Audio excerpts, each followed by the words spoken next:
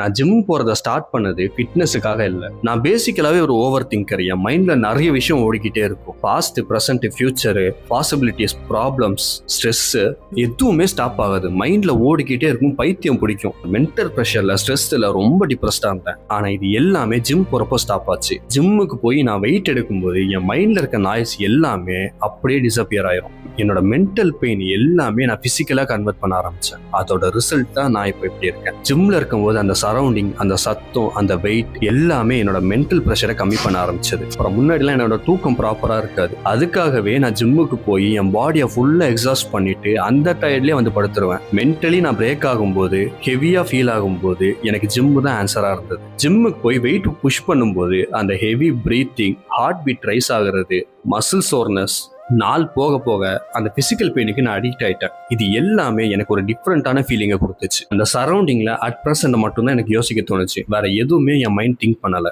ஜிம்முக்கு போக நிறைய பேருக்கு நிறைய ரீசன் இருக்கலாம். ஆனா என்னோட ரீசன், என்னோட மென்டல் பெயினை நான் பிசிக்கலா கன்வெர்ட் பண்ணதுக்காக தான் நான் ஜிம்மே ஜாயின் பண்ணேன். உங்களுக்கும் மென்டல் ப்ரெஷர்ல ஸ்ட்ரெஸ், டிப்ரெஷன், ஓவர் திங்கிங் இந்த மாதிரி சஃபர் பண்ணிட்டு இருந்தீங்கன்னா தப்பான வழியில போகாம வேற ஏதாச்சும் அல்டர்னேட்டிவ் வேல போங்க.